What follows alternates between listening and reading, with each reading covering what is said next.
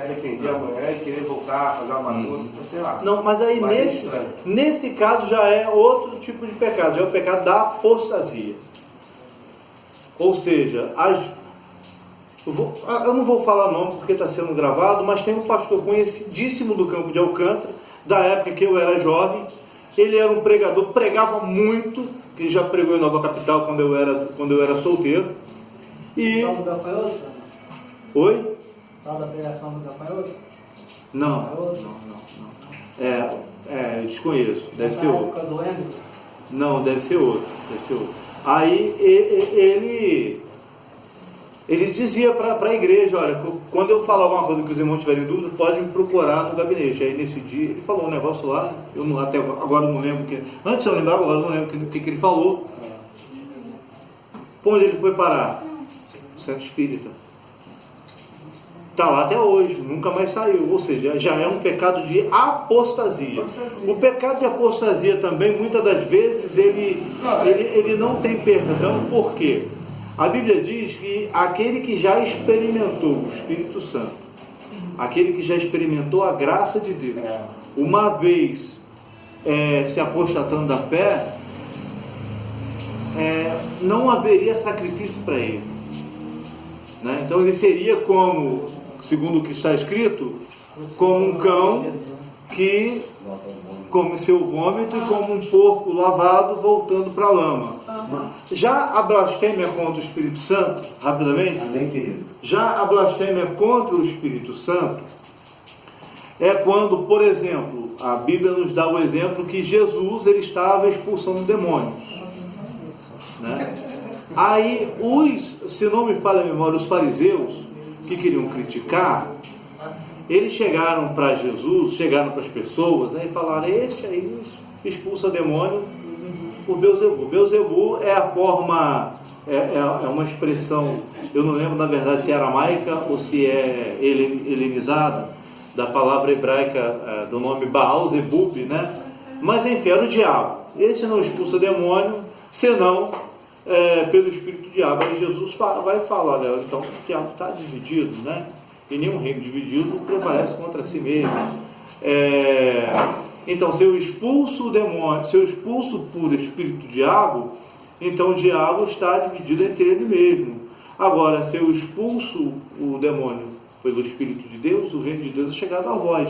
Aí ele vai e fala: olha, todo aquele que disser qualquer coisa contra o Pai tem perdão, contra o Filho tem perdão, mas contra o Espírito Santo não tem perdão, nem nesta vida, nem na vindoura. O que Jesus estava falando? Aquele que blasfema. O que é blasfemar? Blasfemar é você atribuir uma obra nitidamente do Espírito Santo ao diabo. Isso é blasfemar. É quando você vê que alguém está sendo usado por Deus, você sabe que a pessoa está sendo usada por Deus, você é crente e você vê que é Deus que está usando, você fala: é o diabo que está usando. Isso é blasfêmia contra o Espírito Santo.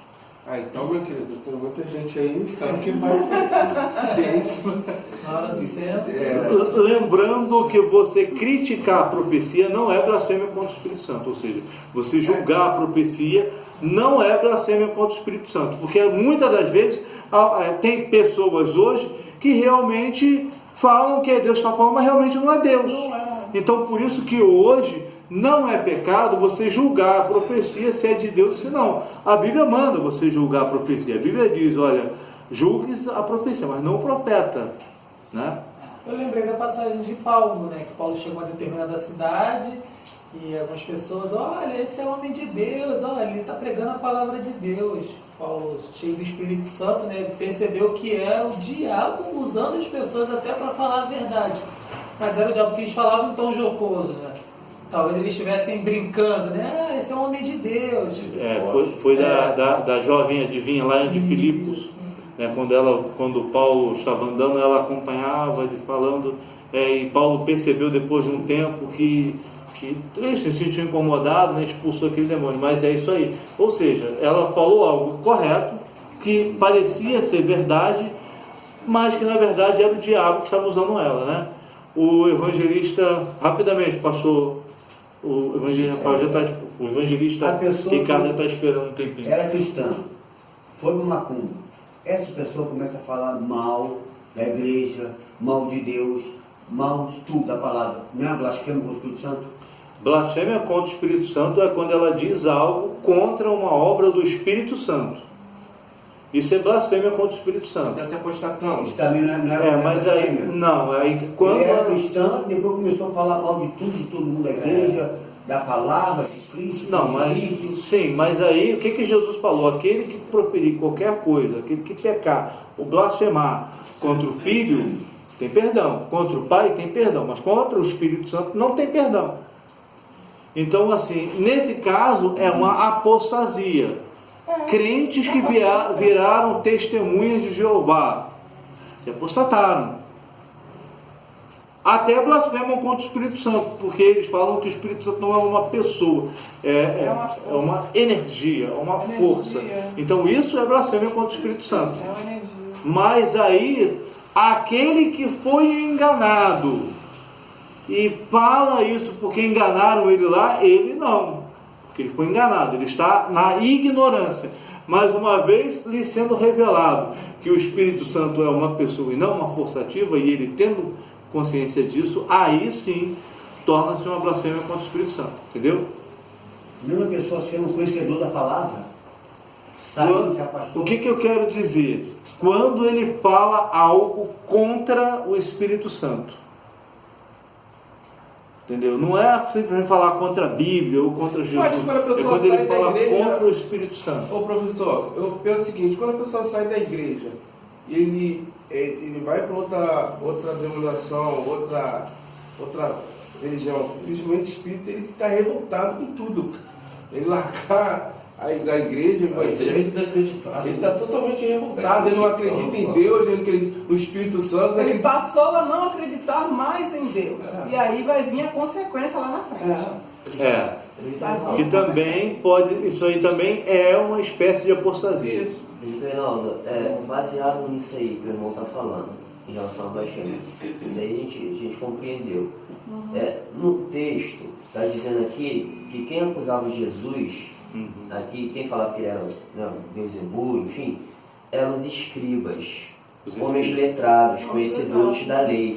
Aí eu te pergunto, a pessoa que não tem esse conhecimento da lei, mas no caso vem cometer a mesma prática desse escriba aqui, é considerado blasfêmia? Então, quando ela não conhece, já não é considerado blasfêmia. Entendeu? Por exemplo, o marido da minha tia, hoje, de saudosa lembrança, que, enfim, acho que os irmãos, só o Rubinei conhece, tio Toninho, marido tinha Mariné, né? Ele disse uma vez que ele foi numa igreja e lá, não lembro se era Universal, se era Assembleia de Deus, não lembro, mas lá teve uma questão lá que ele falou que se sentiu arrepiado, ficou espantado e foi embora, né? Eu imagino que deve ter passado pela cabeça dele, na verdade eu não sei dos detalhes da experiência, mas sendo da parte do diabo, do Espírito Santo, não sei, mas eu imagino que mesmo sendo do Espírito Santo ele ficou com medo, né? E ele fumava demais, né? Era uma pessoa sensacional. Eu senti muito o falecimento do tio Toninho. Que ele sempre foi uma pessoa que foi muito carinhosa comigo, né? Mas ele teve câncer, o segundo câncer dele foi fatal. Ele aceitou Jesus semanas antes dele falecer. Foi salvo, mas aí pode ser que aquela experiência que ele sofreu anteriormente tenha sido do Espírito Santo, eu não sei detalhes, mas que ele, por algum motivo, por não conhecer, atribuiu ao diabo. Então, nesse caso, não é blasfêmia contra o Espírito Santo, né? Então não leva em conta o tempo da ignorância. Exatamente. Então vamos lá, outra coisa aqui. Aqui a gente está falando de uma obra divina, né? Espírito Santo, e está sendo atribuído como que é o mal pelos homens, não é isso? E se for o contrário, se for uma obra do mal e alguém atribuir como santo, é uma blasfêmia? Então, essa é uma boa pergunta, porque não há casos desse, que eu me lembre, não há casos desse na palavra de Deus, na Bíblia. Não há, que eu saiba, não há casos desse tipo na história. na história bíblica ou na história secular. Se alguém lembrar aí, pode se posicionar. Tem muita gente que recebe milagre e diz que foi Maria. Fazer o quê? Por exemplo, Simão Santo Mágico. Antônio, São José. Simão Mágico, no livro de Atos dos Apóstolos. Todo mundo em Samaria falava que o que ele fazia, aquilo era poder de Deus. Bem lembrado, bem lembrado. Verdade. Então, aí nesse caso já não é blasfêmia contra o Espírito Santo, porque a Bíblia diz que o próprio Simão creu e foi batizado. Aí depois ele quer barganhar lá o dom do Espírito Santo, claro, mas ele pede misericórdia, então acontece algum tipo de arrependimento, depois a Bíblia se cala quanto a ele. Não, presbítero, mas aqui é o seguinte, Simão Mágico, o que ele fazia? Ele fazia mágica, né, uma obra de ilusão, Era um truque. ilusão. E o povo acreditava que aquilo ali era o poder de Deus. Igual o Mr. M, né? No início dos anos 2000, né, e tal. Mas está escrito aqui, ó. E não é maravilha, porque o próprio Satanás se transfigura em anjo de luz. Aqui, ó. 2 Coríntios 12. É isso aí. Então, nesse caso, não é blasfêmia contra o Espírito Santo, porque o povo está sendo enganado. Isso. E a pessoa que está operando, não é ela que está atribuindo a obra ao Espírito Santo. São as pessoas que estão vendo, que estão atribuindo aquela obra ao Espírito Santo. Então, nesse caso, não é blasfêmia contra o Espírito Santo. Ok? Mas então, vamos lá. Pastor Reginaldo queria falar alguma coisa? Eu queria voltar essa questão do pecado original. 7. E aí sua geração foi dado a Adão e Eva no lugar de Abel. E Adão aí já estava no pecado. Certo. Tinha pecado. E aí, a geração de 7 para frente nasceu com pecado? Com certeza. E foram perdoados? Com certeza. A Bíblia diz que todos pecaram e destituídos estão da glória de Deus. Então todos. Maria pecou. Porque quando foi lá O na único frente, que não pecou foi o nosso Senhor Jesus Cristo. porque quando foi lá na frente, foi dado um filho a 7, uma geração de 7, chamado Enos, e por ele voltou a adoração a Deus. Começou a invocar o nome. Mas então diz que uns, parece que Adão foi passando ensinamento, tudo que ele aprendeu de novo do Senhor para 7 foi passando de geração em geração. Isso. Através do ensinamento, então eles foram perdoados. Tal qual nós. Nós hoje pecamos, não somos justos diante de Deus quando procuramos praticar justiça. Nós não nos arrependemos mais. A questão da gente, a gente não peca mais voluntariamente, mas a gente peca, como alguns autores falam, por acidente. Não sente prazer no pecado. Não sente prazer no pecado. Então, por exemplo, vou dar aqui um exemplo assim, talvez um pouco jocoso, mas que também eu creio que vai dar para os irmãos entender. Se eu estou... Aliás, mas vamos lá, vou deixar os irmãos ouvirem e julgarem se vai ser jocoso ou não. Eu estou andando lá perto da praia de Itaipu, no calçadão de Itaipu. Aí passa uma moça bonita, de biquíni. Eu olho, a partir do momento que eu olho, eu vejo que a moça é bonita, mas eu desvio o meu olhar, eu não pequei. Eu simplesmente vi que ela é bonita. Achar bonito é normal. Mas uma vez que eu olho, eu tô, na verdade, se olhar 2 vezes, está pecando. Eu já ouvi muito, se eu olhar 3 vezes, eu também já ouvi muito isso. Mas aí, uma vez que eu olho para aquela mulher e eu fico reparando no corpo dela, fico olhando para as partes dela, eu estou pecando. Mas só que eu não escolhi. Por exemplo, um outro exemplo, legal, esse foi jocoso, realmente foi jocoso. Mas um outro exemplo, eu estou vendo um filme. Eu gosto de ver filmes históricos, né? Eu gosto de assistir até série da Netflix. Eu gosto mais daquelas de história, né? E aí eu estou vendo lá uma série da Netflix onde tem uma cena de nudez. Eu pequei por acidente. Eu não queria ver aquilo. Mas por eu não saber. Outra vez eu estava vendo um filme com o Jean-Claude Van Damme, que na época que passava na Rede Globo, eles cortam as cenas, né? E aí, do nada, eu falei, caralho, não sabia que isso no filme não. Ou seja, eu peguei por acidente, que eu não queria ver. Entendeu? Então, o crente ele peca. Tá, eu vou até ficar aqui. O crente, ele. Mas é rápido, é questão O crente, ele peca por acidente. Já o ímpio, ele peca voluntário. Entendeu? Então, por exemplo, quando o ímpio vê uma mulher bonita, ele já quer ir logo ali para né, falar alguma coisa no ouvido e, né? Mas, entendeu? No caso de Sete, a geração de Sete, assim como nós, pecamos por acidente e não porque planejamos pecar. Uma coisa é eu chegar lá e no YouTube vou botar um filmezinho para, né, para aquecer a minha carne. Aí eu estou pecando voluntário, porque eu sei que é pecado. Só aquecer, eu sou casado, né? Sou casado. Então. Mesmo se eu não fosse, ainda que eu não fosse. Aí você pode assistir filme com tua esposa. De forma alguma. Não pode. De forma alguma. Não, mas pode assistir filme com a tua esposa no Van Damme lá. Ah, sim, claro. Aí sim. Poxa. Andando pelo Sudeste. Entendeu? Nada a ver. Sim. Nosso irmão. Lembrei de uma passagem sobre o pecado. Está ligado ao pecado, né? Que diz: cada um é tentado por sua própria cobiça, quando essa o atrai e seduz.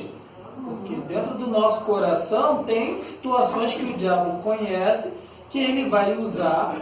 Por exemplo, um homem que estiver com uma vida regrada durante Deus, nós estamos no mundo, somos seres naturais, então assistir um filme não é pecado, graças a Deus. Só que quando a gente está diante de um filme e a gente vê alguma situação, por exemplo, na Globo não dá para passar os 10, 15 segundos, né? Mas na Netflix, por exemplo, tem um botãozinho mágico lá de avançar 10 segundos, Ah, sim. 20 segundos, Que entendeu? botãozinho é esse? Na parte de baixo, tem quando Tem passa o o vermelho, mouse, tem o verde, tem o amarelo. tem dois de 15 segundos, de avançar 15 segundos. Isso eu não conhecia, que eu assisto na Smart, né? Aí eu geralmente eu passo assim, eu vou no. Pode avançar Mas vê a também, gente foto. apertar o botãozinho Mas- do controle para avançar um pouco a cena. Ele Isso, eu faço avanço assim. Dá para fazer. Agora, a partir do momento que aquilo que a gente cobiçou gerou dentro da gente, aí Já tem é. que se ajoelhar e pedir perdão a Deus. Que Em caso, assim, em termos de pecado, essa Netflix aí, a gente vê assim, minha esposa botou para as crianças ver desenho, e o desenho é a única coisa que até então não tinha maldade. Na Netflix agora. Essa semana passada que eu parei para ver um desenho com a minha filha de 4 anos, o bonequinho recebeu a visita de outros 2 bonequinhos que chegou no carro, eram 2 zebras. Deu zebra. Duas zebras Deu zebra. com roupas masculinas. Fala, oi, chegamos, vamos ficar um tempo na sua casa, aqui nossos 2 filhos. Aí apresentou, falou, 2 filhotinhos de zebra, mas os 2 vestidos com roupa de masculina. Aí eu chamei minha esposa e falei, olha o desenho que a criança está vendo, que a gente nem percebia, até então a gente não tinha maldade. Mas agora me apresentou um casal de é uma coisa assim que já está explícita já. O valor do mundo, que antes era a respeito das experiências, agora também está. Verdade. Televisão, né? Então o diabo, você falou uma coisa essencial, o diabo nos tenta de acordo com as nossas fraquezas. Ele nos esquadrinha para saber qual é a nossa fraqueza. E ele investe nisso. E aí existe a experiência dos 3 principais inimigos de todo pastor, e não só de pastores, mas também, por que não falar, de líderes. Mas principalmente dos pastores. Dinheiro, que muitos se corrompem por causa de dinheiro, desviam dinheiro de igreja. Mulher, eu conheço alguns líderes que acabaram caindo nesse pecado, com membros casados com seu próprio né? Ou seja, não existe membra, né? Essa palavra não é membro, sempre é membro, né? Membro, então, é uma palavra invariável no sentido sexual. Paz do Senhor.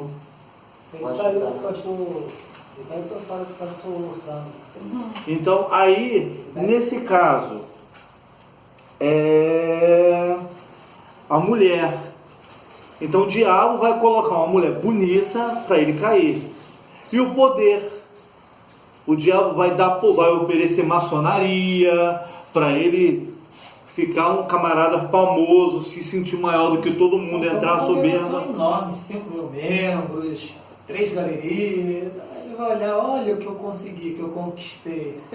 Exatamente. Então tem essa questão também. O diabo nos leva a pecar, né, de acordo com as nossas fraquezas.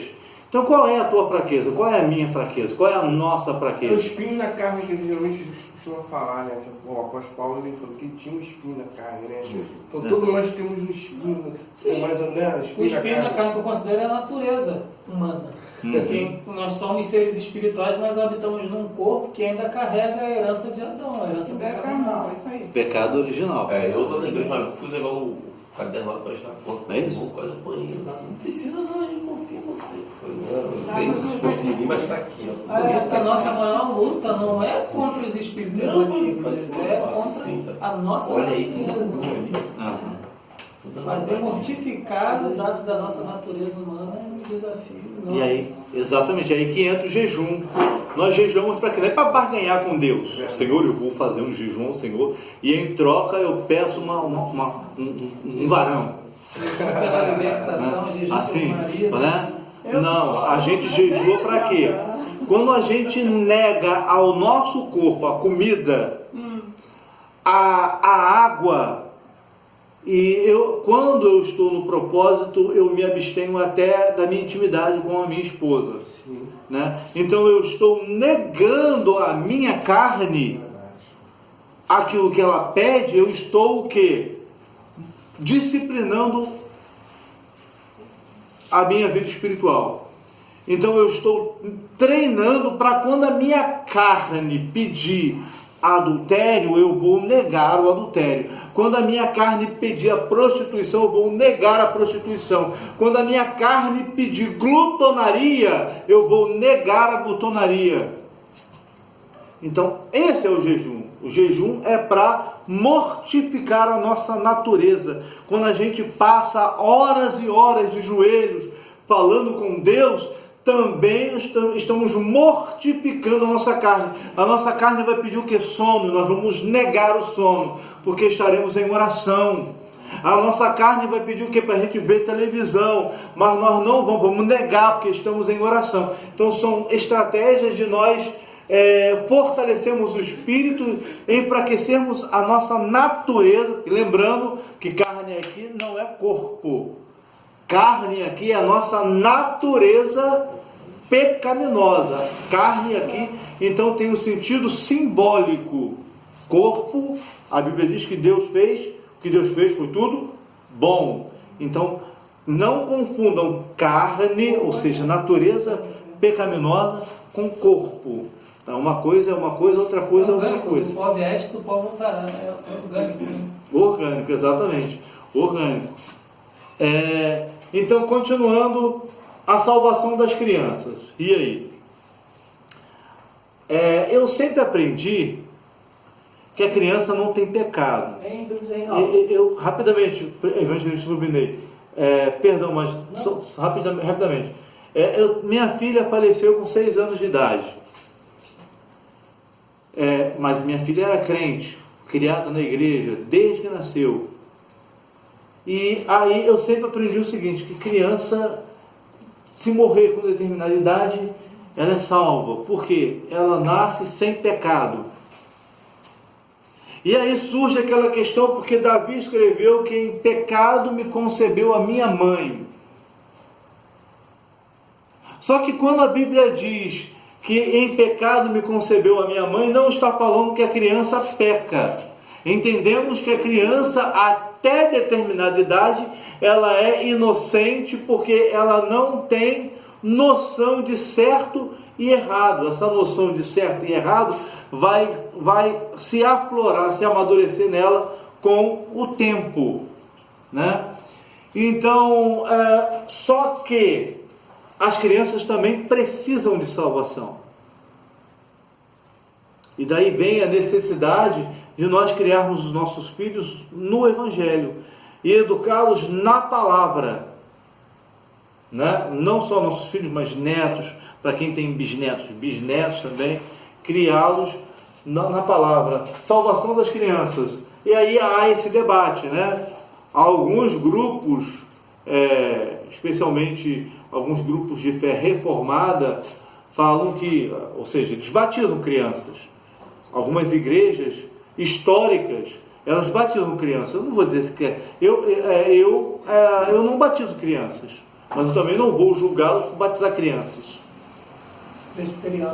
Presbiteriano. Mas até que idade? Até que idade? Aspersão. A luterana também batiza por aspersão, batiza criança, né? Eu não vou dizer que não, mas eu entendo que o batismo é quando a gente tem consciência do pecado, que o batismo é quando a gente tem maturidade para se arrepender, né? Mas eu não vou condenar a prática deles, porque tem todo um sentido ali.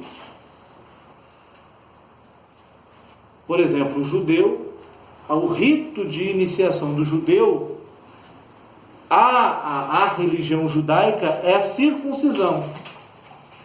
E o rito de iniciação do cristão à fé cristã é o batismo. Até hoje o judeu se circuncisa? Até hoje.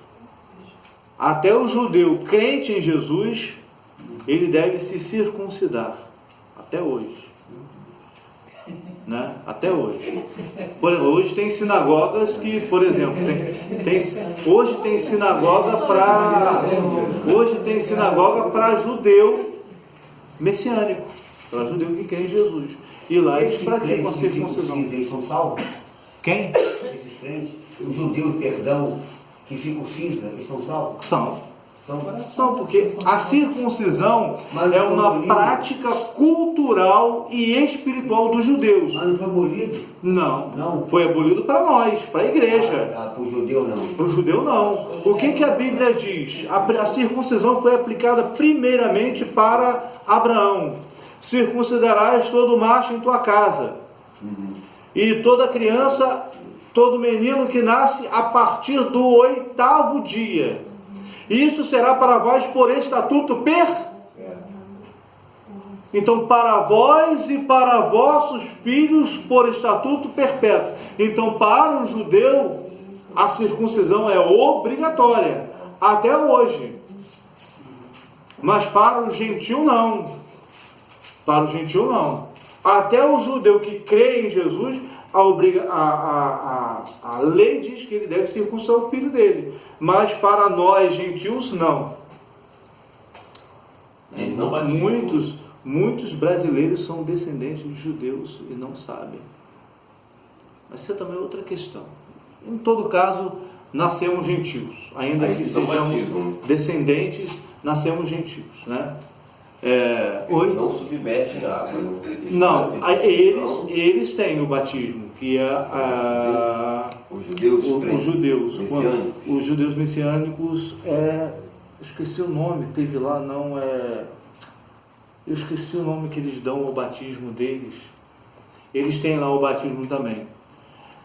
Mas o batismo deles já é para purificação. Já o nosso batismo é para arrependimento. Esse batismo aí para purificação aí seria na festa dos tabernáculos, onde ali uma cerimônia de uma purificação com a água, com referência do que aconteceu em Êxodo 17. Não só a festa do Sukkot, ou seja, a festa dos tabernáculos, mas também com relação à festa do dia da expiação, né? Mas o Yom Kippur, com relação à festa do Pessa, que é a Páscoa, né? Com relação à festa do Hanukkah, que é a dedicação. Então, os judeus eles passam por ritos de purificação. Quando termina o prazo menstrual da mulher, também ela passa por uma purificação. Quando o homem também, depois de uma relação, uma intimidade com a sua esposa também, né? Então o judeu ele tem esse rito no caso, só que esse rito ele era praticado para a purificação. Depois eles se tornam no cristianismo e no judaísmo messiânico como um rito de iniciação à fé em Yeshua, né? Então qual é o rito de iniciação do judeu ao judaísmo, à fé judaica, a circuncisão. É cortar, é uma espécie de operação de fimose. Né? Mas só é circuncisão se um rabino impetrar as bênçãos, as brahot, sobre ele. Né? Aí tem. Mas eles fazem ao 8º dia de nascido ainda? Aí o pai vai lá dar uma espécie de beijo, de ósculo no lugar ali do menino, onde está sangrando, tem que sangrar. Mas e o homem que fez lá na infância lá, deu probleminha, teve que fazer operação de fimose, aí vai furar, vai dar 3 furinhos na parte dele ali, que tem que sangrar. E aí tem que, no prepúcio, não, no prepúcio não, na parte íntima lá do homem, né? E aí tem que sangrar, e no momento do sangramento aí se impetra as bênçãos. Né? O judeu, ele vive Levítico até hoje? O judeu messiânico, sim, e o judeu ortodoxo também. Mas vamos continuar. Isso aí, né? Então, história dos judeus. Eles ainda esperam a vida do Messias da forma como foi prometido no Antigo Testamento, que vai acontecer também. É uma coisa que... Os ortodoxos, os messiânicos não. Os messiânicos acreditam que Jesus é o Messias, né? E aí o que eu mais gosto é do Marcelo Guimarães. E o pai dele, Marcelo Guimarães é o pai, Mateus Adorno é o filho. Que eles seguem a mesma linha de judaísmo messiânico do David Stem. David Stem é o tradutor, é um presentão que eu ganhei aí do presbítero Rafael, né?